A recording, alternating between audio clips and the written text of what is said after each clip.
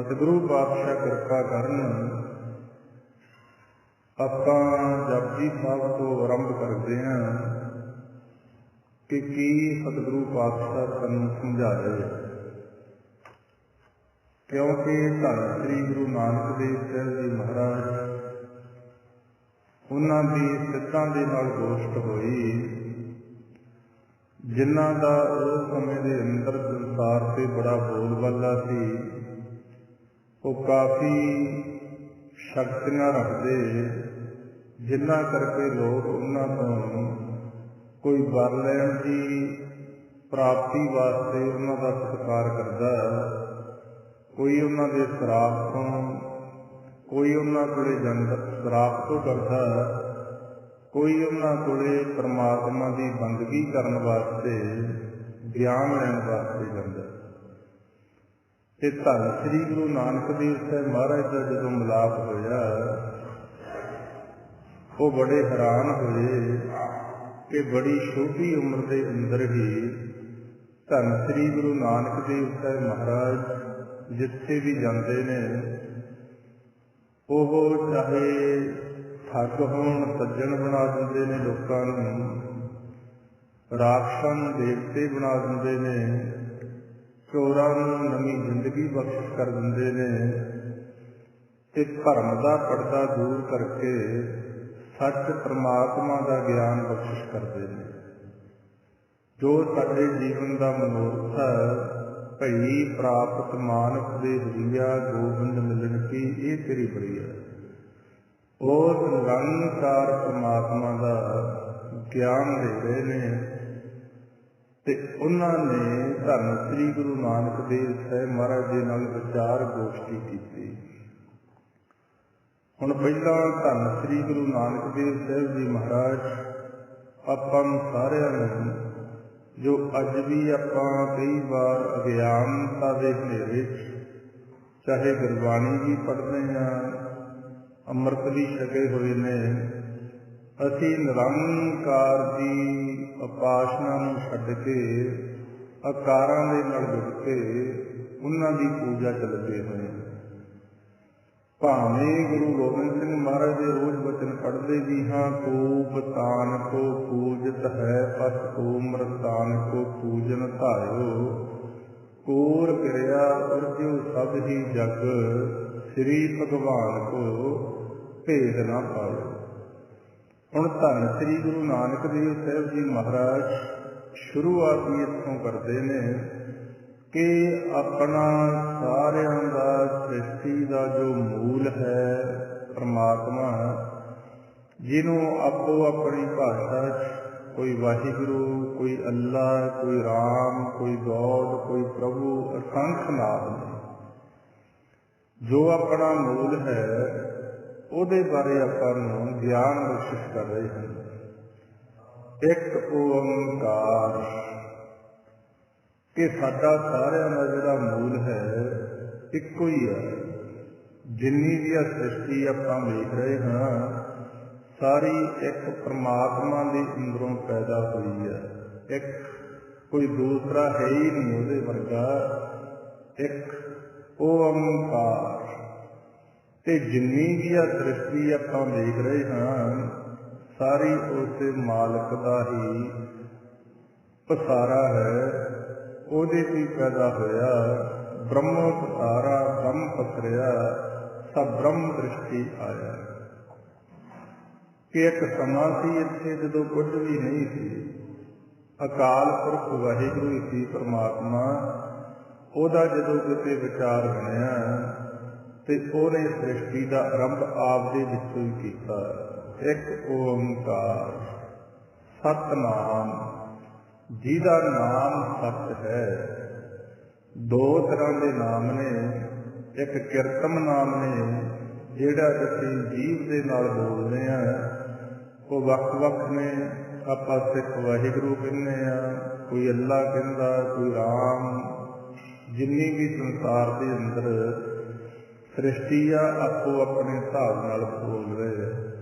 दूसरा है सतनाम, उस परमात्मा अकाल पुरख वाहिगुरू के मुख चों निकली हुई आवाज़ शब्द नाम ਜਿਹਦੇ ਨਾਂ सारी ये सृष्टि पैदा हुई है, जिन्हों धुन का नाम भी दिता जाता, नाद का नाम भी दिता जाता, नाम का नाम भी दिता जाता, ते ओहदा नाम सच है, इक्को ही है। ते संसार के अंदर ਵੱਖ-ਵੱਖ भाषा अनुसार ਉਹਦੇ ਵੱਖ-ਵੱਖ नाम लोगों ने लेने शुरू किए। करता पुरख ਉਹ सारी सृष्टि ਨੂੰ पैदा करने वाला है, क्योंकि जो है ही एक सी सृष्टि का उन्हें बाद पैदा की, ये सारिਆਂ ਨੂੰ पैदा करने वाला निरभौ, वो किते डरदा नहीं, निरभौ हुआ ਉਹਦਾ किसी ਨੂੰ डर नहीं, भै तो रहत है। ਨਿਰਵੈਰ ਪਾਤਸ਼ਾਹ ਕਹਿੰਦੇ ਉਹਦਾ ਕਿਸੇ ਨਾਲ ਵੈਰ ਹੀ ਨਹੀਂ। ਕਈ ਵਾਰ ਅਸੀਂ ਆਮ ਜੀਵ ਅਗਿਆਨਤਾ ਦੇ ਹਨੇਰੇ 'ਚ ਜਦੋਂ ਸਾਡੇ 'ਤੇ ਕੋਈ ਦੁੱਖ ਦਾ ਸਮਾਂ ਆਉਂਦਾ, ਅਸੀਂ ਸੁਭਾਵਿਕ ਕਹਿ ਦਿੰਦੇ ਹਾਂ ਕਿ ਪਰਮਾਤਮਾ ਸਾਡੇ ਨਾਲ ਪਤਾ ਨਹੀਂ ਕਿਹੜਾ ਵੈਰ ਕੱਢ ਰਿਹਾ। ਸਾਡਾ ਇਹ ਭੁਲੇਖਾ ਦੂਰ ਕਰ ਦਿੱਤਾ ਗੁਰੂ ਨਾਨਕ ਸਾਹਿਬ ਮਹਾਰਾਜ ਨੇ, ਉਹਦਾ ਕਿਸੇ ਨਾਲ ਵੈਰ ਹੈ ਹੀ ਨਹੀਂ। ਜੇ ਕੋਈ ਸਾਡੇ ਜੀਵਨ ਦੁੱਖ ਦਾ ਸਮਾਂ ਆਉਂਦਾ, ਉਹ ਸਾਡੇ ਕਰਮ ਦੀ ਗਤੀ ਹੁੰਦੀ। ਦੱਦਾ ਦੋਸ਼ ਨਾ ਦੇਉ ਕਿਸੈ, ਦੋਸ਼ ਕਰਮਾ ਆਪਣਿਆ, ਜੋ ਮੈਂ ਕੀਆ ਸੋ ਮੈਂ ਪਾਇਆ, ਦੋਸ਼ ਨਾ ਬੀਜੈ ਅਵਰਜਨਾ। ਅਕਾਲ ਮੂਰਤ, ਉਹਦੀ ਜਿਹੜੀ ਮੂਰਤ ਹੈ ਅਕਾਲ ਤੋਂ ਰਹਿਤ ਹੈ। ਬਾਕੀ ਜਿੰਨੀ ਸ੍ਰਿਸ਼ਟੀ ਪੈਦਾ ਹੋਈ ਸਾਰੀ ਨਾਸ਼ਵੰਤ, ਜੋ ਉਪਜਿਓ ਸੋ ਵਿਨਸ ਹੈ, ਪਰੋ ਆਜ ਪੈ ਕਾਲ, ਨਾਨਕ ਹਰ ਗੁਣ ਗਾਏ ਲੈ, ਛਾੜ ਸਗਲ ਜੰਜਾਲ। ਉਹ ਕਾਲ ਤੋਂ ਰਹਿਤ ਅਜੂਨੀ। ਬਾਕੀ ਸਾਰੇ ਜੀਵ ਜੁਨਾਂ ਦੇ ਅੰਦਰ ਨੇ 84 ਲੱਖ ਜੂਨ ਦਾ ਵੇਰਵਾ ਦਿੱਤਾ ਗਿਆ। ਉਹ ਮਾਲਿਕ ਜੁਨਾਂ ਤੋਂ ਰਹਿਤ ਹੈ, ਸਹਿਬਾਨੀ। ਉਹਨੂੰ ਕੋਈ ਪੈਦਾ ਕਰਨ ਵਾਲਾ ਨਹੀਂ, ਉਹ ਸੁੱਤੇ ਸਿੱਧ ਪ੍ਰਕਾਸ਼ ਰੂਪ ਹੈ, ਗੁਰਪ੍ਰਸਾਦ। ਉਸ ਮਾਲਿਕ ਪਰਮਾਤਮਾ ਨੂੰ ਜਾਣਨ ਵਾਸਤੇ, ਉਹਦਾ ਗਿਆਨ ਲੈਣ ਵਾਸਤੇ, ਉਹਦੇ 'ਚ ਅਭੇਦ ਹੋਣ ਵਾਸਤੇ ਸਾਨੂੰ ਗੁਰੂ ਦੀ ਕਿਰਪਾ ਦੀ ਲੋੜ ਪੈਂਦੀ ਹੈ। ਕਿਉਂਕਿ ਗੁਰਬਿਨ ਘੋਰ ਅੰਧਾਰ, ਗੁਰੂ ਬਿਨ ਸਮਝ ਨਾ ਆਵੇ। ਇਸੇ ਕਰਕੇ ਆਪਾਂ ਵਾਰ-ਵਾਰ ਸਤਿਗੁਰੂ ਦੀ ਬਾਣੀ ਦੁਆਰਾ ਗਿਆਨ ਪੜ੍ਹਨਾ, ਸੁਣਨਾ, ਵਿਚਾਰਨਾ ਹੁੰਦਾ। ਤੇ ਜਪ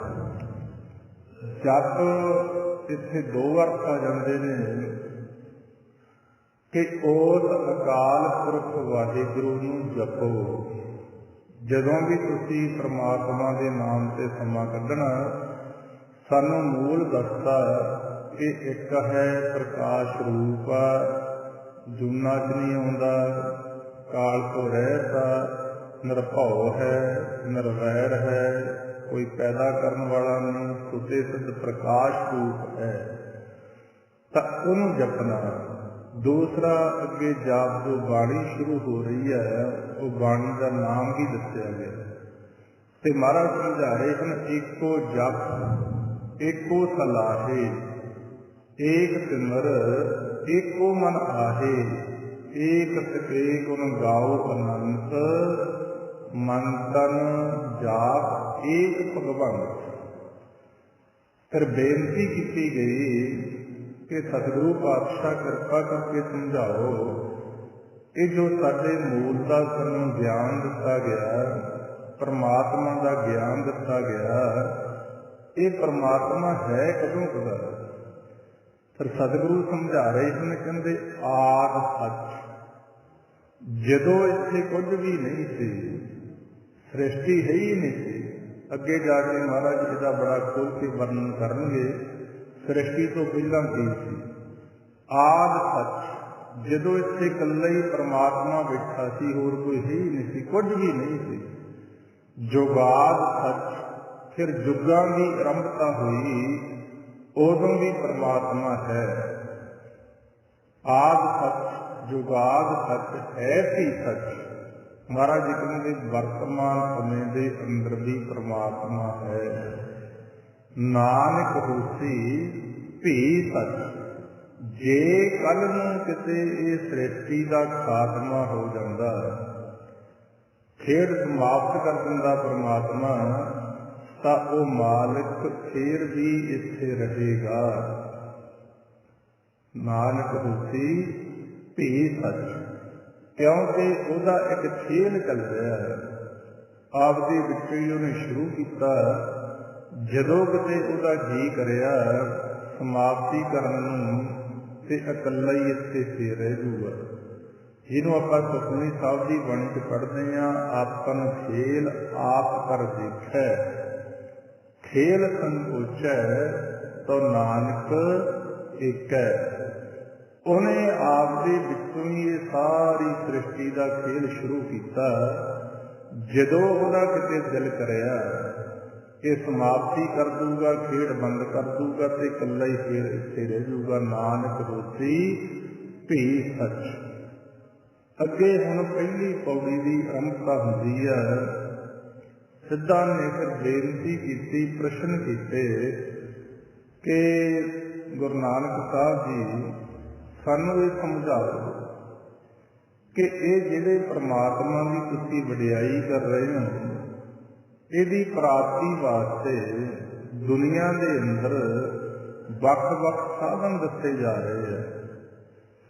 ਕੋਈ ਵਿਦਵਾਨ ਲੋਕ ਇਹ ਕਹਿੰਦੇ ਨੇ ਕਿ ਸਰੀਰ ਦੀ ਪਵਿੱਤਰਤਾ ਕਰਕੇ ਉਸ ਪਰਮਾਤਮਾ ਦੇ ਨਾਲ ਮਿਲਿਆ ਜਾ ਸਕਦਾ।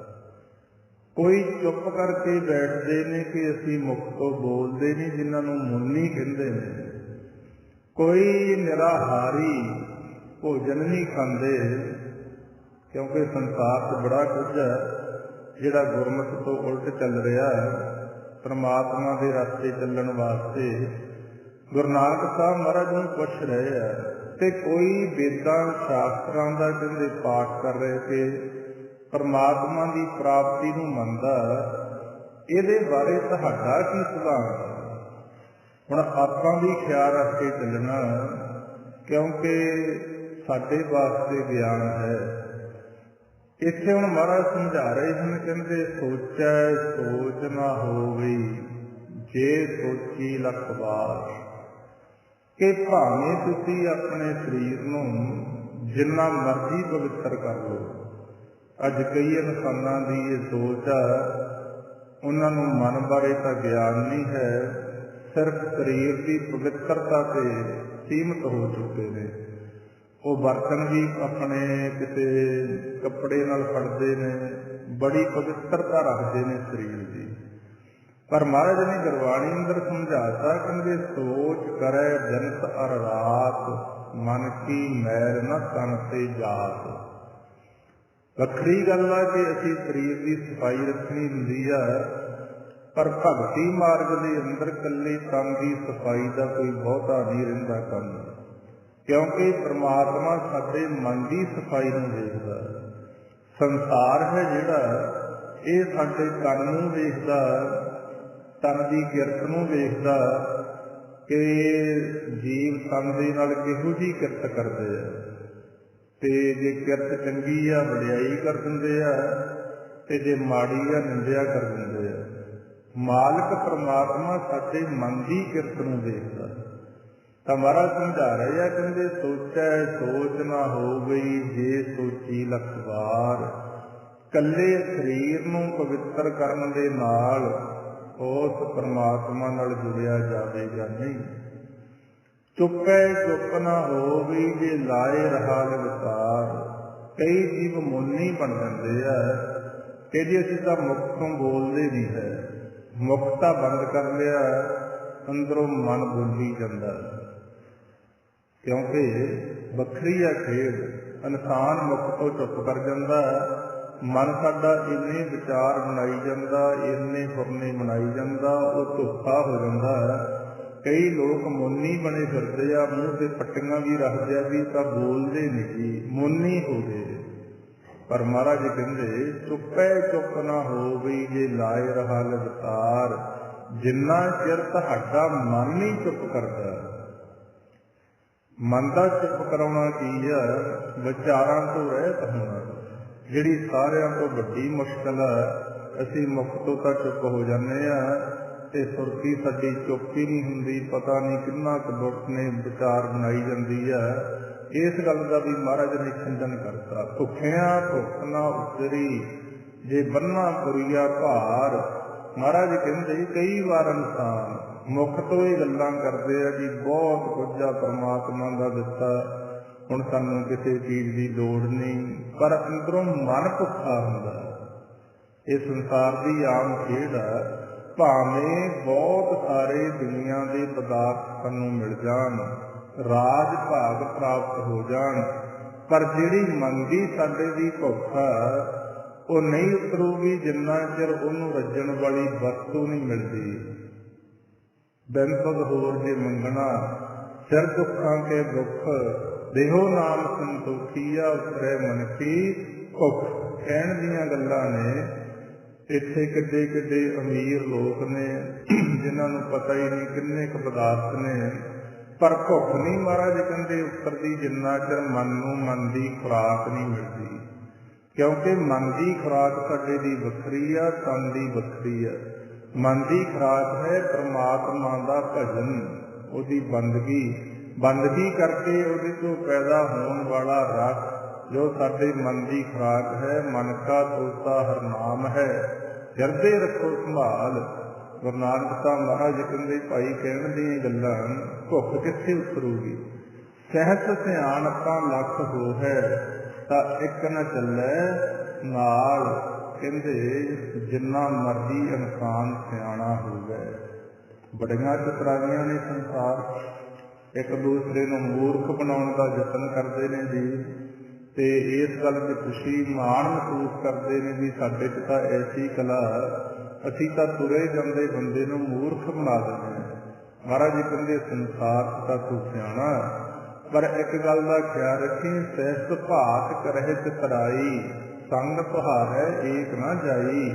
ਆ ਜਿਹੜੀਆਂ ਤੇਰੀਆਂ ਚਤਰਾਈਆਂ ਨੇ, ਚਲਾਕੀਆਂ ਨੇ, ਸਿਆਣਪਾਂ ਨੇ, ਇਹਨਾਂ ਨੇ ਤੇਰਾ ਕਿਤੇ ਸਾਥ ਨਹੀਂ ਦੇਣਾ। ਬੋਲੇ ਨਾਹੀ ਹੋਈ ਬੈਠਾ ਮੁੰਨੀ, ਅੰਤਰ ਕਲਪ ਭਵਾਈਐ ਜੋਨੀ। ਮਹਾਰਾਜ ਕਹਿੰਦੇ ਚੁੱਪ ਕਰਕੇ ਤਾਂ ਬਹਿ ਗਿਆ, ਅੰਦਰ ਕਲਪਨਾ ਚੱਲ ਰਹੀ ਹੈ। ਅੰਨ ਤੇ ਰਹਿਤਾ ਦੁੱਖ ਦੇਹੀ ਸਹਿਤਾ, ਹੁਕਮ ਨਾ ਬੂਝੇ ਵਿਆਪਿਆ ਮਨਤਾ। ਅੰਨ ਵੀ ਛੱਡਤਾ, ਦੇਹੀ ਨੂੰ ਦੁੱਖ ਵੀ ਦੇ ਲਏ, ਪਰ ਹੁਕਮ ਨੂੰ ਨਹੀਂ ਬੁੱਝਿਆ ਪਰਮਾਤਮਾ ਦੇ ਨੂੰ, ਤੇ ਵਿਆਪਿਆ ਮਮਤਾ। ਕਹਿੰਦੇ ਮਮਤਾ ਦੇ ਅੰਦਰ ਜੀਵ ਚੱਲ ਰਹੇ ਆ। ਇਹਨਾਂ ਦਾ ਕਰਕੇ ਬਹੁਤੀ ਕੋਈ ਪਰਮਾਤਮਾ ਦੀ ਖੁਸ਼ੀ ਹੋਣ ਵਾਲੀ ਨਹੀਂ। ਫਿਰ ਪ੍ਰਸ਼ਨ ਹੋਇਆ, ਜੇ ਕਹਿੰਦੇ ਇਹ ਸਾਰਾ ਕੁਝ ਕਰਨ ਦੇ ਨਾਲ ਨਹੀਂ ਪਰਮਾਤਮਾ ਦੀ ਖੁਸ਼ੀ ਮਿਲਦੀ, ਫਿਰ ਕਿਵੇਂ ਜੀਵ ਸਤਿਆਰਾ ਹੋਵੇ? ਕਿਵ ਸਤਿਆਰਾ ਹੋਈ ਹੈ, ਕਿਵ ਕੂੜੈ ਕੁੱਟੈ ਪਾਲ। ਪ੍ਰਸ਼ਨ ਕੀਤਾ ਕਿ ਸੱਚੇ ਪਾਤਸ਼ਾਹ ਸਮਝਾਓ ਕਿ ਇਨਸਾਨ ਕਿਵੇਂ ਸਿਆਣਾ ਹੋਵੇ, ਕਿਵੇਂ ਸਾਡੇ ਤੇ ਪਰਮਾਤਮਾ ਦੀ ਵਿਚਕਾਰ ਜਿਹੜੀ ਕੂੜ ਦੀ ਪਾਲ ਆ, ਝੂਠ ਦੀ ਕੰਧ ਆ, ਉਹ ਟੁੱਟੇ। ਤਾਂ ਮਹਾਰਾਜ ਨੇ ਫਿਰ ਕੀ ਸਮਝਾਇਆ? ਕਹਿੰਦੇ ਹੁਕਮ ਰਜ਼ਾਈ ਚੱਲਣਾ, ਨਾਨਕ ਲਿਖਿਆ ਨਾਲ। ਕਹਿੰਦੇ ਭਾਈ ਪਰਮਾਤਮਾ ਦੇ ਹੁਕਮ ਦੀ ਰਜਾ 'ਚ ਰਹਿਣਾ ਸਿੱਖ। ਜਦੋਂ ਉਹਦੀ ਰਜਾ 'ਚ ਰਹਿਣਾ ਸਿੱਖ ਲੇਗਾ, ਫੇਰ ਤੂੰ ਸਿਆਣਾ ਵੀ ਹੋ ਜਾਏਗਾ, ਸਤਿਆਰਾ ਸਿੱਖ ਵੀ ਹੋ ਜਾਏਗਾ।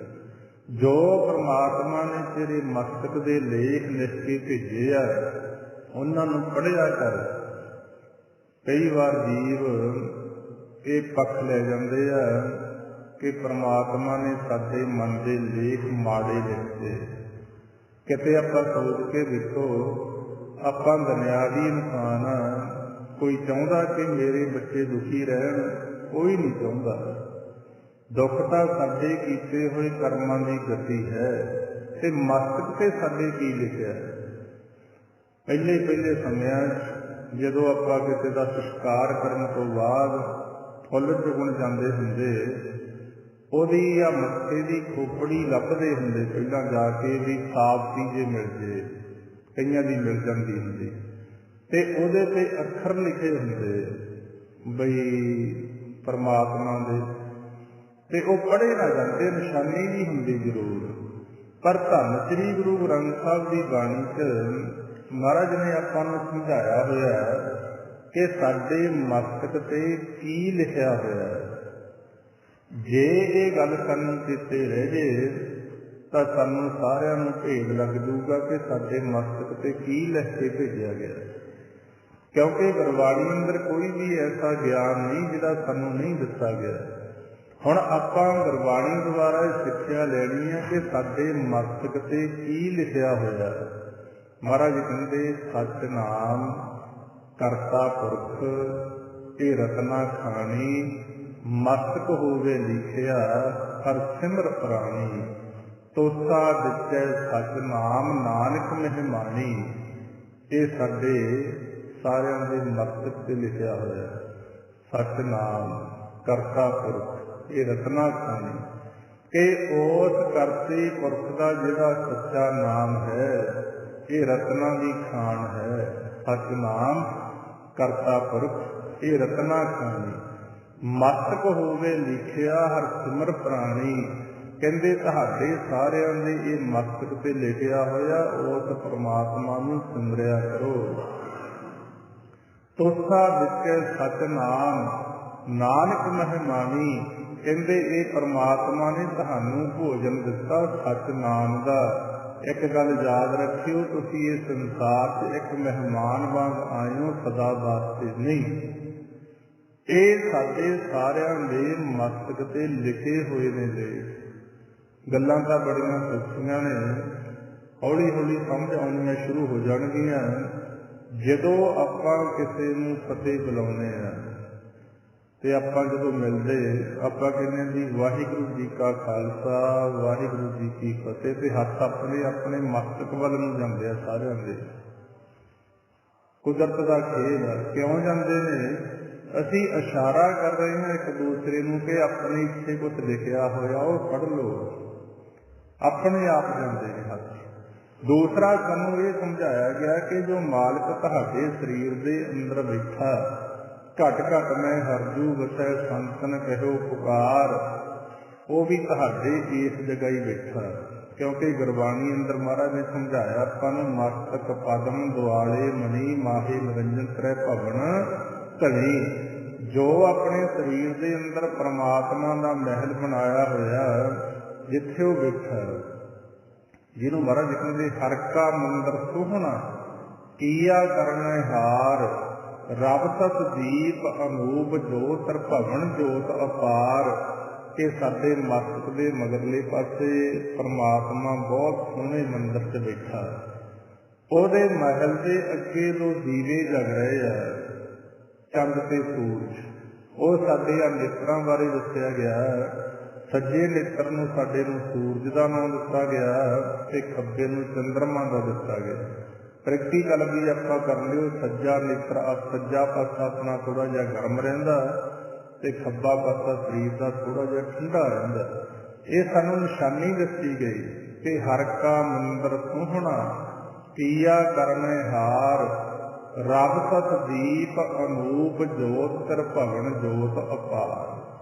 ਕਿ ਇੱਥੇ ਬੈਠਾ ਆਪਾਂ ਇਸ਼ਾਰਾ ਕਰਦੇ ਹਾਂ ਫਿਰ ਵਾਹਿਗੁਰੂ ਜੀ ਕਾ ਖਾਲਸਾ ਵਾਹਿਗੁਰੂ ਜੀ ਕੀ ਫਤਿਹ। ਸਾਡੇ ਸੁਭਾਵਿਕ ਹੱਥ ਇੱਧਰ ਨੂੰ ਜਾਂਦੇ ਨੇ ਤੇ ਇਹੀ ਸਾਡੇ ਮਸਤਕ ਤੇ ਲਿਖਿਆ ਮਹਾਰਾਜ ਨੇ, ਸਤਿਨਾਮ ਕਰਤਾ ਪੁਰਖ ਇਹ ਰਤਨਾ ਖਾਣੀ, ਮਸਤਕ ਹੋਵੇ ਲਿਖਿਆ ਸਿਮਰਤ ਰਾਣੀ, ਤੋਸਾ ਦਿੱਤੈ ਸਤਿਨਾਮ ਨਾਨਕ ਮਹਿ ਮਾਣੀ। ਫਿਰ ਬੇਨਤੀ ਕੀਤੀ ਸਿੱਧਾ ਨੇ, ਕਹਿੰਦੇ ਸੱਚੇ ਪਾਤਸ਼ਾਹ ਮਾਲਕ ਦਾ ਹੁਕਮ ਦਾ ਸਰੂਪ ਕੀ ਹੈ? ਜਿਹੜੀ ਤੁਸੀਂ ਹੁਕਮ ਦੀ ਗੱਲ ਕਰਦੇ ਹੋ, ਇੱਕੋ ਨਾਮ ਹੁਕਮ ਹੈ, ਨਾਨਕ ਸਤਿਗੁਰ ਦੀਆ ਬੁਝਾਏ ਜੀਓ। ਮਹਾਰਾਜ ਕਹਿੰਦੇ ਉਹ ਹੁਕਮ ਹੈ ਕਿਹੋ ਜਿਹਾ? ਬੇਨਤੀ ਕੀਤੀ ਉਹਦੇ ਹੁਕਮ 'ਚ ਹੁੰਦਾ ਕੀ ਆ ਤੇ ਉਹਦੇ ਹੁਕਮ 'ਚ ਪਰਮਾਤਮਾ ਦੀ ਤਾਕਤ ਕਿੰਨੀ ਕਰ। ਤੇ ਗੁਰੂ ਨਾਨਕ ਸਾਹਿਬ ਮਹਾਰਾਜ ਸਮਝਾ ਰਹੇ ਆ ਹੁਣ ਕਿ ਸਾਡਾ ਜਿਹੜਾ ਮਾਲਕ ਆ ਉਹਦੇ 'ਚ ਕਿੱਡੀ ਕੁ ਤਾਕਤ ਆ ਉਹਦੇ ਹੁਕਮ 'ਚ। ਕਹਿੰਦੇ ਹੁਕਮੀ ਹੋਵਨ ਆਕਾਰ, ਹੁਕਮ ਨਾ ਕਹਿਆ ਜਾਈ। ਕਹਿੰਦੇ जिन्ने भी आ आकार तुसीं देख रहे हो, सृष्टि देख रहे हो, नेत्रां नाल देख रहे हो, जो भी दिखाई दे रहा वो सारा परमात्मा के हुक्म नाल ही प्रगट होया। अगे जाके जापजी साहब च खोल के महाराज समझाउणगे, आपां करांगे विचार कि किवें सृष्टि का आरंभ दस्सिया गया सन। सारे उस मालिक के हुक्म च ही आकार पैदा हुंदे ने। कहंदे उहदे हुक्म नूं कहिया नहीं जा सकदा। हुक्मी होवन आकार हुक्म ना कहा जाई, किड्डा का ओदा हुक्म कहा नहीं जा सकता। हुक्मी होवन जी हुक्म मिले वडियाई। कहते जिन्ने भी जीव ने 84 लाख जूना उस मालिक के हुक्म च पैदा होंदे आ। हुक्मी होवन जी हुक्म मिले वडियाई। कहते हुक्म के नाल ही वडियाई मिलती है। कादी वडियाई? सानू आ मानस जामे की वडियाई। 184 जुन सवाई मानस को प्रभ दी वडियाई। आपां नूं 84 लाख जून तो वडियाई बख्शी है। मानस का जिहड़ा जामा आपां नूं मिलिया, हुक्म मिले वडियाई। हुक्मी उत्तम नीच, हुक्म लिख सुख पाई है। कहते उस मालिक के हुक्म के नाल ही इत्थे ना कई बार सानू महाराज ने सावधान किया कि हंकारी ना हो जाए इंसान, क्योंकि साडा सुभाव है थोड़े जे साडे ते गुण पैदा हो जान, दुनिया के सत्कार हो जाए, वडियाई होने लग जाए, तो मालिक के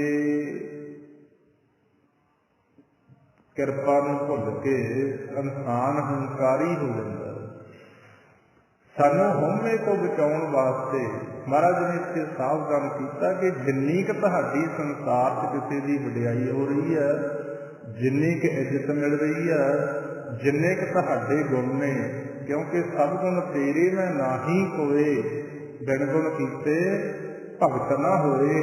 जे उस मालिक नूं भुलदा इंसान गुण पैदा होने तो बाद तां रह रस दे पाठ समझाया जाता।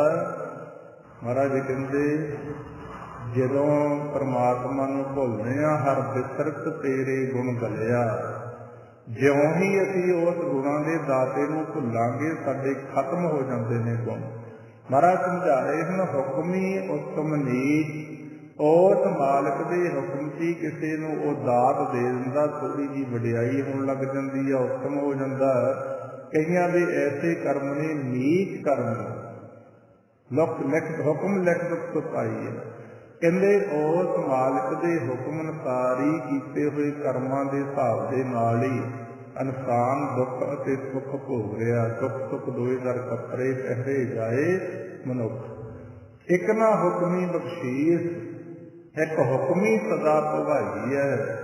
कहते जेड़े जी फिर गुरु की मत लैके, गुरु का ज्ञान लैके अपने जीवन की रूप रेखा गुरु की मत अनुसार तैयार करते हैं, उन्हां ते मालिक फिर कृपा करता। एक ना हुक्मी बख्शीश, उन्हां ते अपना बख्शिश भरिया हथ रखता। बहुत सारे साडे जिहड़े कीते हुए कर्मां दे दोष हुंदे ने, उन्हां नूं वड्डे वड्डे दुखां नूं छोटे करके कटदा। कई बार साडे सुपनियां दे अंदर भी दुख कट दिंदा, क्योंकि परमात्मा लई कोई बहुती वड्डी औखी गल नहीं, जो मर्जी कर सकदा। ਜਿਹੜੇ ਉਹਦੀ ਬਖਸ਼ਿਸ਼ ਦੇ ਪਾਤਰ ਬਣਦੇ ਨੇ, ਇਹੀ ਆਪਾਂ ਯਤਨ ਕਰਨਾ ਹੁੰਦਾ ਗੁਰੂ ਦੇ ਚਰਨਾਂ 'ਚ ਆ ਕੇ। ਜਿੰਨੇ ਵੀ ਧਰਮ ਦੇ ਨਾਤੇ ਆਪਾਂ ਕਰਮ ਕਰਦੇ ਆ, ਸੱਚੇ ਪਾਤਸ਼ਾਹ ਕਿਰਪਾ ਕਰਿਓ, ਸਾਡੇ ਤੇ ਨਜ਼ਰ ਕਰ ਦਿਓ, ਸਾਡੇ ਕੀਤੇ ਹੋਏ ਕਰਮ ਸਫਲ ਹੋ ਜਾਣ, ਤੈਨੂੰ ਚੰਗੇ ਲੱਗ ਜਾਈਏ। ਹੋਰ ਕੋਈ ਬਹੁਤਾ ਵੱਡਾ ਹੰਕਾਰ ਕਰਨ ਦੀ ਲੋੜ ਨਹੀਂ ਹੈ, क्योंकि हंकार तो इन्ना माड़ा महाराज बार बार समझाते हैं। ना दुनिया के लोगों को चंगा लगता, ना परमात्मा नूं चंगा लगता। हरजू अहंकार ना भावी वेद कूप सुनावे, चंगा ही नहीं लगता हंकार। ते हंकार तोड़न की खातर ही महाराज सानूं समझा रहे हैं कि तेरे वस कुछ नहीं है। हुक्मी उत्तम नीच, हुक्म लिख दुख सफाई है। एक ना हुक्मी बख्शीश, एक हुक्मी सदा भवाई है। ਇੱਕ ਨਾ ਤੇ ਮਾਲਿਕ ਦਾ ਹੁਕਮ ਹੋ ਜਾਂਦਾ, ਬਖਸ਼ਿਸ਼ ਹੋ ਜਾਂਦੀ ਹੈ। ਉਹ ਬਈ ਆਪਣੇ ਜੀਵਨ ਦੇ ਅੰਦਰ ਸੁੱਖ ਮਾਣਦੇ ਨੇ, ਆਨੰਦ ਮਾਣਦੇ ਨੇ, ਤੇ ਜਿਹੜੇ ਕਾਰਜ ਵਾਸਤੇ ਜੀਵਨ ਮਿਲਿਆ ਪਰਮਾਤਮਾ ਦੇ ਨਾਲ ਮਿਲਾਪ ਕਰ ਦਿੰਦੇ ਨੇ।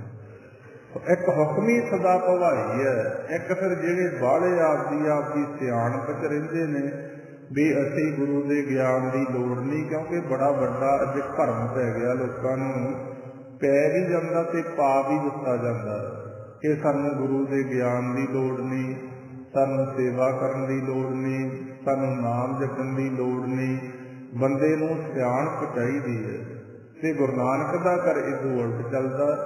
ਉਹ ਕਹਿੰਦੇ ਤਜੋ ਸਿਆਣਪ ਸੁਰਜਨੋ, ਸਿਮਰੋ ਹਰ ਹਰ ਰਾਏ, ਏਕ ਆਸ ਹਰ ਮਨ ਰੱਖੋ, ਨਾਨਕ ਦੂਖ ਭਰਮ ਭਉ ਜਾਏ। ਕਹਿੰਦੇ ਇੱਧਰ ਮਾਰਗ ਇਹ ਆ, ਤੂੰ ਆਪਦੀ ਸਿਆਣਪ ਛੱਡ ਦੇ। ਸਹਿਤ ਸਿਆਣਪਾਂ ਲੱਕ ਹੋਏ ਤਾਂ ਇੱਕ ਨ ਚੱਲੈ ਨਾਲ। ਤੇ ਉਹ ਫਿਰ ਜਿਹੜੇ ਬਾਹਲੇ ਸਿਆਣੇ ਨੇ ਉਹ ਪਰਮਾਤਮਾ ਤੋਂ ਟੁੱਟਦੇ ਨੇ। ਉਹ ਫਿਰ ਇੱਕ ਨਾ ਹੁਕਮੀ ਸਦਾ ਭਵਾਈ ਹੈ। ਉਹ ਦੇਖ ਰਹੇ ਨੇ ਆਪਾਂ ਕਿਵੇਂ ਸੰਸਾਰ 'ਚ ਅੱਜ ਭਗਦੜ ਮੱਚੀ ਹੋਈ ਆ, ਕਿਵੇਂ ਕਮਲਿਆਂ ਦੇ ਵਾਂਗ ਅਸੀਂ ਭੱਜੇ ਫਿਰਦੇ ਹਾਂ। ਇੱਕ ਦੇ ਘਰ 'ਚ ਨਾ ਕਿਸੇ ਪਰਿਵਾਰ ਦੇ ਮੈਂਬਰ ਦਾ ਦਿਮਾਗ ਦਾ ਸੰਤੁਲਨ ਖਰਾਬ ਹੋ ਜੇ, ਸਾਰੇ ਪਰਿਵਾਰ ਦੀ ਸ਼ਾਂਤੀ ਭੰਗ ਕਰ ਦਿੰਦਾ। ਆਂਢ ਗੁਆਂਢ ਰਹਿਣ ਵਾਲੇ ਜਿਹੜੇ ਲੋਕ ਨੇ ਉਹ ਵੀ ਕਮਲੇ ਤੋਂ ਤੰਗ ਆ ਜਾਂਦੇ ਆ, ਸਾਰਾ ਪਿੰਡ ਹੀ ਤੰਗ ਆ ਜਾਂਦਾ। ਜਿੱਥੇ ਫਿਰ ਸਾਰਾ ਸੰਸਾਰ ਹੀ ਕਮਲਾ, ਸਾਰਾ ਪਰਿਵਾਰ ਹੀ ਕਮਲਾ, ਉੱਥੇ ਸ਼ਾਂਤੀ ਕਿੱਥੇ ਲੱਭਦੇ ਆਪਾਂ? ਕਿਉਂਕਿ ਕਮਲੇ ਕਿਉਂ ਹੋ ਗਏ? ਮਹਾਰਾਜ ਕਹਿੰਦੇ ਬਿਨ ਨਾਵੈ ਜਗ ਕਮਲਾ ਫਿਰੈ, ਗੁਰਮੁਖ ਨਦਰੀ ਆਇਆ। ਬਿਨਾਂ ਪਰਮਾਤਮਾ ਦੇ ਨਾਮ ਤੋਂ ਸਾਰੇ ਪਾਸੇ ਕਮਲ। ਅੱਜ ਦੇਖ ਲਓ ਹਾਲਤ ਸੰਸਾਰ ਦੀ, ਜਿਵੇਂ ਕਿਸੇ ਮਛਲੀ ਨੂੰ ਪਾਣੀ ਤੋਂ ਕੱਢ ਕੇ ਬਾਹਰ ਸੁੱਟ ਦਿਓ, ਤੜਫੀ ਜਾਂਦੇ ਆ। ਰਾਜੇ ਜੀ ਰੋਂਦੇ ਆ ਤੇ ਗਰੀਬ ਵੀ ਰੋਂਦੇ ਆ, ਕਿਉਂਕਿ ਅਗਿਆਨਤਾ ਦੇ ਹਨੇਰੇ 'ਚ ਨੇ ਸਭ। ਮਹਾਰਾਜ ਸਮਝਾ ਰਹੇ ਆਪਾਂ ਨੂੰ, ਅੰਧਕਾਰ ਸੁਖ ਕਭੇ ਨਾ ਸੋਈ ਹੈ, ਰਾਜਾ ਰੰਕ ਦੋ ਮਿਲ ਰੋਈ ਹੈ, ਜੋ ਪੈ ਰਸਨਾ ਰਾਮ ਨ ਕਹਿਬੋ, ਆਪ ਜਾਪ ਰੋਵਤ ਰਹਿਬੋ। ਕਹਿੰਦੇ ਅਗਿਆਨਤਾ ਦੇ ਹਨੇਰੇ 'ਚ ਇੱਥੇ ਰਾਜੇ ਵੀ ਰੋਂਦੇ ਆ ਤੇ ਗਰੀਬ ਵੀ ਰੋਂਦੇ ਆ। ਅੰਧਕਾਰ ਸੁਖ ਕਭੇ ਨਾ ਸੋਈ ਹੈ, ਰਾਜਾ ਰੰਕ ਦੋ ਮਿਲ ਰੋਈ ਹੈ, ਕਿਉਂ? ਜੋ ਪੈ ਰਸਨਾ ਰਾਮ ਨਾ ਕਹਿਬੋ, ਆਪ ਜਾਪ ਰੋਵਤ ਰਹਿਬੋ। ਜਿੰਨਾ ਚਿਰ ਇਸ ਰਚਨਾ ਦੇ ਨਾਲ ਪਰਮਾਤਮਾ ਨੂੰ ਜਪਿਆ ਜਾਂਦਾ ਨਹੀਂ, ਉਨਾ ਚਿਰ ਸਾਡਾ ਆਵਾਗਮਨ ਦਾ ਚੱਕਰ ਵੀ ਸਮਾਪਤ ਹੋਵੇਗਾ ਨਹੀਂ, ਸਾਡੇ ਮਨ ਨੂੰ ਸ਼ਾਂਤੀ ਵੀ ਆਵੇਗੀ ਨਹੀਂ। ਤਾਂ ਮਹਾਰਾਜ ਸਮਝਾ ਰਹੇ ਆ, ਜਿਨ੍ਹਾਂ ਤੇ ਮਾਲਕ ਦੀ ਬਖਸ਼ਿਸ਼ ਨਹੀਂ, ਉਹ ਫਿਰ ਸੰਸਾਰ ਦੇ ਅੰਦਰ ਵੀ ਕਮਲਿਆਂ ਵਾਂਗ ਭੱਜੇ ਫਿਰੀ ਜਾਂਦੇ ਆ ਤੇ ਫਿਰ ਜੂਨਾਂ ਦੇ ਅੰਦਰ ਵੀ ਭਟਕਦੇ ਫਿਰਦੇ ਆ। ਹੁਕਮ ਹੈ ਅੰਦਰ ਸਭ ਕੋ, ਬਾਹਰ ਹੁਕਮ ਨਾ ਕੋਏ। ਮਹਾਰਾਜ ਕਹਿੰਦੇ ਸਾਰਾ ਸੰਸਾਰ ਮਾਲਕ ਦੇ ਹੁਕਮ ਦੇ ਅੰਦਰ ਚੱਲ ਰਿਹਾ, ਭੈ ਦੇ ਅੰਦਰ ਚੱਲ ਰਿਹਾ। ਭੈ ਵਿੱਚ ਸੂਰਜ, ਭੈ ਵਿੱਚ ਚੰਦ, ਕੋਹ ਕਰੋੜੀ ਚਲਤ ਨਾ ਅੰਤ, ਭੈ ਵਿੱਚ ਪਵਨ ਬਹੈ ਸਦਬਾਉ, ਭੈ ਵਿੱਚ ਚੱਲੈ ਲੱਖ ਦਰਿਆਓ। ਮਹਾਰਾਜ ਕਹਿੰਦੇ ਸੂਰਜ, ਚੰਦ, ਦਰਿਆ ਕੌਣ? ਮਾਲਕ ਦੇ ਹੁਕਮ 'ਚ ਨੇ। ਜੇ ਮਾਲਕ ਦੇ ਹੁਕਮ 'ਚ ਨਾ ਹੋਵੇ ਤਾਂ ਦੇਖਿਆ ਨਾ, ਜਦੋਂ ਫਿਰ ਹਨੇਰੀ ਆਉਂਦੀ ਆ ਤੇਜ਼ ਤੇ ਕੀ ਹਾਲਤ ਕਰ ਦਿੰਦੀ ਆ ਇੱਕ ਛਣ ਦੇ ਅੰਦਰ ਹੀ। ਕਿਉਂਕਿ ਮਾਲਕ ਨੇ ਆ ਖਾਲੀ ਕਲਾ ਆਕਾਸ਼ ਦੇ ਅੰਦਰ ਪੌਣ ਪਾਣੀ ਜਮ੍ਹਾਂ ਕੀਤੇ ਹੋਏ ਨੇ, ਲੋੜ ਅਨੁਸਾਰ ਛੱਡੇ ਜਾ ਰਹੇ ਆ। ਜੇ ਉਹਦੇ ਹੁਕਮ 'ਚ ਨਾ ਹੋ ਗਏ ਤਾਂ ਇੱਥੇ ਬਹੁਤ ਜਲਦੀ ਕੁਝ ਵੀ ਹੋ ਸਕਦਾ। ਚੰਦ ਵੀ ਹੁਕਮ 'ਚ ਭੈ 'ਚ ਚੱਲਦਾ, ਸੂਰਜ ਵੀ ਭੈ ਵਿੱਚ ਸੂਰਜ, ਭੈ ਵਿੱਚ ਚੰਦ, ਉਹ ਕਰੋੜੀ ਚਲਤ ਨਾ ਅੰਤ, ਭੈ ਵਿੱਚ ਪਵਨ ਬਹੈ ਸਦਬਾਉ, ਭੈ ਵਿੱਚ ਚੱਲੈ ਲੱਖ ਦਰਿਆਓ। ਸਾਰਾ ਕੁਝ ਮਾਲਕ ਦੇ ਹੁਕਮ 'ਚ। ਇੱਕ ਜਿਹਨੂੰ 84 ਲੱਖ ਜੂਨ ਦੀ ਵਡਿਆਈ ਸਾਨੂੰ ਮਿਲੀ ਮਨੁੱਖ ਨੂੰ, ਇਹ ਪਰਮਾਤਮਾ ਦੇ ਹੁਕਮ ਦੀ ਅਦੁੱਜੀ ਕਰ ਰਿਹਾ ਹੈ। ਹੁਕਮ ਹੈ ਅੰਦਰ ਸਭ ਕੋ, ਬਾਹਰ ਹੁਕਮ ਨਾ ਕੋਏ। ਫਿਰ ਸਿੱਧਾ ਨੇ ਬੇਨਤੀ ਕੀਤੀ, ਮਹਾਰਾਜ ਜਿਹੜੇ ਇਨਸਾਨ ਫਿਰ ਪਰਮਾਤਮਾ ਦੇ ਹੁਕਮ 'ਚ ਆ ਜਾਂਦੇ ਆ, ਉਹਨਾਂ ਦੀ ਨਿਸ਼ਾਨੀ ਕੀ ਆ? ਜਿਹੜੇ ਬੁੱਝ ਲੈਂਦੇ ਆ, ਮਹਾਰਾਜ ਜੀ ਕਹਿੰਦੇ ਨਾਨਕ ਹੁਕਮੈ ਜੇ ਬੁੱਝੈ ਤਾਂ ਹਉਮੈ ਕਹੈ ਨਾ ਕੋਏ। ਉਹ ਇਨਸਾਨ ਫਿਰ ਹਉਮੈ ਨਹੀਂ ਕਰਦੇ, ਉਹ ਤਾਂ ਮਾਲਕ ਦੇ ਅੱਗੇ ਆਪਾ ਸਮਰਪਣ ਕਰ ਦਿੰਦੇ ਆ ਕਿ ਮੇਰਾ ਮੁਝ ਮੇਂ ਕਛ ਨਹੀਂ, ਜੋ ਕੁਛ ਹੈ ਸੋ ਤੇਰਾ, ਤੇਰਾ ਤੁਝ ਕੋ ਸੌਂਪ ਦੇ ਕਿਆ ਲਾਗੈ ਮੇਰਾ। ਹਮ ਨਹੀਂ ਚੰਗੇ ਬੁਰਾ ਨਹੀਂ ਕੋਏ, ਪਰਨਵਤ ਨਾਨਕ ਤਾਰੇ ਸੋਏ। ਉਹ ਫਿਰ ਹਉਮੈ ਨੂੰ ਖਤਮ ਕਰਕੇ ਜਿਹੜੀ ਸਾਡੇ ਤੇ ਮਾਲਕ ਦੇ ਵਿਚਕਾਰ ਹਉਮੈ ਦੀ ਕੰਧ ਉਹਨੂੰ ਢਾ ਦਿੰਦੇ ਆ। ਕਿਬ ਸਤਿਆਰਾ ਹੋਈ ਹੈ ਕਿਬ ਕੂੜੈ ਪੁੱਤੈ ਪਾਲ, ਹੁਕਮ ਰਜ਼ਾਈ ਚੱਲਣਾ ਨਾਨਕ ਲਿਖਿਆ ਨਾਲ। ਹੁਕਮ ਝਾ ਕੇ ਹਉਮੈ ਤੋਂ ਰਹਿਤ ਹੋ ਗਏ। ਤੇ ਧੰਨ ਸ੍ਰੀ ਗੁਰੂ ਨਾਨਕ ਦੇਵ ਸਾਹਿਬ ਮਹਾਰਾਜ ਸਮਝਾ ਰਹੇ ਆ, ਉਹ ਜੀਵ ਹਉਮੈ ਤੋਂ ਜਿਹੜਾ ਦੀਰਘ ਰੋਗ ਆ, ਹਉਮੈ ਦੀਰਘ ਰੋਗ ਹੈ, ਇਹਨੂੰ ਖਤਮ ਕਰ ਦਿੰਦੇ ਆ। ਤੇ ਇਹ ਦੂਸਰੀ ਪੌੜੀ ਤੱਕ ਮਹਾਰਾਜ ਨੇ ਆਪਾਂ ਨੂੰ ਅੱਜ ਗਿਆਨ ਦਿੱਤਾ। ਕੱਲ੍ਹ ਨੂੰ ਆਪਾਂ ਤੀਸਰੀ ਪੌੜੀ ਤੋਂ ਕਰ ਲਾਂਗੇ ਆਰੰਭ। ਤੇ ਹੁਣ ਅਸੀਂ ਵੀ ਇਹ ਗਿਆਨ ਦੇ ਨਾਲ ਨਾਲ ਹਉਮੈ ਤੋਂ ਰਹਿਤ ਹੋਣਾ। ਕੱਲੀਆਂ ਗੱਲਾਂ ਨਾਲ ਤਾਂ ਹੋਇਆ ਨਹੀਂ ਜਾਊਗਾ। ਫਿਰ ਸਾਨੂੰ ਢੰਗ ਦੱਸਿਆ ਗਿਆ। ਭਾਈ ਗੁਰਦਾਸ ਜੀ ਕਹਿੰਦੇ ਵਾਹਿਗੁਰੂ ਗੁਰਮੰਤਰ ਹੈ ਜਪ ਹਉਮੈ ਖੋਈ, ਕਿ ਤੁਸੀਂ ਗੁਰਮੰਤਰ ਨੂੰ ਜਪਿਆ ਕਰੋ। ਜਪਦੇ ਜਪਦੇ ਤੁਹਾਡੇ ਤੇ ਮਾਲਕ ਦੀ ਬਖਸ਼ਿਸ਼ ਹੋਵੇਗੀ, ਤੁਹਾਡੀ ਹਉਮੈ ਦੂਰ ਹੋ ਜਾਊਗੀ। ਜਿਉਂ ਜਿਉਂ ਹਉਮੈ ਦੂਰ ਹੋ ਜਾਊਗੀ, ਪਰਮਾਤਮਾ ਦੇ ਨਾਮ ਦਾ ਤੁਹਾਡੇ ਮਨ 'ਚ ਵਾਸਾ ਹੋ ਜਾਊਗਾ। ਕਿਉਂਕਿ ਦੋਨਾਂ ਚੀਜ਼ਾਂ ਦਾ ਵਿਰੋਧ ਆ। ਹਉਮੈ ਨਾਵੇ ਨਾਲ ਵਿਰੋਧ ਹੈ, ਦੋਏ ਨਾ ਬਸੇ ਇੱਕ ਠਾਏ। ਜਿੱਥੇ ਹਉਮੈ ਆ ਨਾਮ ਨਹੀਂ ਟਿਕ ਸਕਦਾ, ਜਿੱਥੇ ਵਾਹਿਗੁਰੂ ਦਾ ਨਾਮ ਟਿਕ ਗਿਆ ਉੱਥੇ ਹਉਮੈ ਨਹੀਂ ਰਹਿ ਸਕਦੀ। ਇਸ ਕਰਕੇ ਆਪਾਂ ਯਤਨ ਕਰਨਾ, ਗਿਆਨ ਦੇ ਨਾਲ ਨਾਲ ਸਮਝਣ ਦੀ ਕੋਸ਼ਿਸ਼ ਕਰਨੀ ਹੈ। ਜਦੋਂ ਬਾਣੀ ਆਪਾਂ ਪੜ੍ਹਦੇ ਹਾਂ ਕਿ ਕੀ ਸਮਝਾਇਆ ਜਾ ਰਿਹਾ ਸਾਨੂੰ, ਤੇ ਜੇ ਸਮਝ ਨਹੀਂ ਹੈ ਫੇਰ ਤਾਂ ਇੱਕ ਬਸ ਉਹੀ ਆ ਵੀ ਆਪਾਂ ਜਿਵੇਂ ਇੱਕ ਬੰਦਾ ਅੰਗਰੇਜ਼ੀ ਬੋਲਦਾ, ਦੂਸਰੇ ਨੂੰ ਆਉਂਦੀ ਨਹੀਂ, ਤੇ ਉਹ ਆਪਣੀ ਖੇਡ ਬਣ ਜਾਂਦੀ ਹੈ। ਜ਼ਿਆਦਾ ਲਾਹਾ ਲੈਣ ਵਾਸਤੇ, ਪ੍ਰਭੂ ਦੀ ਕਿਰਪਾ ਦੇ ਪਾਤਰ ਬਣਨ ਵਾਸਤੇ ਸਾਨੂੰ ਅਰਥ ਬੋਧ ਦਾ ਵੀ ਜ਼ਰੂਰੀ ਆ, ਤਾਂ ਕਿ ਸਾਡਾ ਮਨ ਜਦੋਂ ਪੜ੍ਹੇ ਭਟਕੇ ਨਾ ਤੇ ਇਹਨੂੰ ਗਿਆਨ ਵੀ ਮਿਲੇ। ਇਹ ਸਾਰਿਆਂ ਤੋਂ ਵੱਡਾ ਕਾਰਜ ਫਿਰ ਆਪਾਂ ਨੂੰ ਮਹਾਰਾਜ ਨੇ ਕਿਹਾ ਪ੍ਰਭ ਕਾ ਸਿਮਰਨ ਸਭ ਤੇ ਉੱਚਾ। ਪ੍ਰਭ ਕੇ ਸਿਮਰਨ ਗਿਆਨ ਧਿਆਨ ਤਤ ਬੁੱਧ, ਪ੍ਰਭ ਕੇ ਸਿਮਰਨ ਰਿੱਧ ਸਿੱਧ ਨੌ ਨਿੱਧ। ਜਿਹੜਾ ਸਾਰਾ ਕੁਝ ਹੀ ਪਰਮਾਤਮਾ ਦੇ ਸਿਮਰਨ ਨਾਲ ਪ੍ਰਾਪਤੀ ਹੁੰਦੀ। ਕਿਉਂਕਿ ਜਦੋਂ ਅਸੀਂ ਸਿਮਰਨ ਕਰਾਂਗੇ ਸਾਡੀ ਸੁਰਤ ਉੱਚੀ ਉੱਠਦੀ ਤੇ ਪਰਮਾਤਮਾ ਦੇ ਨੇੜੇ ਹੁੰਦੀ। ਫਿਰ ਸਾਨੂੰ ਆਪਣੇ ਆਪ ਹੀ ਗੁਰਬਾਣੀ ਦੀ ਸਮਝ ਵੀ ਆਉਣੀ ਸ਼ੁਰੂ ਹੋ ਜੂਗੀ। ਪ੍ਰਭ ਕੇ ਸਿਮਰਨ ਗਿਆਨ ਧਿਆਨ ਤਤ ਬੁੱਧ। ਹਾਂਜੀ ਕਰੋ ਜੀ ਸ਼ੁਰੂ। ਵਾਹਿਗੁਰੂ ਵਾਹਿਗੁਰੂ ਵਾਹਿਗੁਰੂ ਵਾਹਿਗੁਰੂ ਵਾਹਿਗੁਰੂ ਵਾਹਿਗੁਰੂ ਵਾਹਿਗੁਰੂ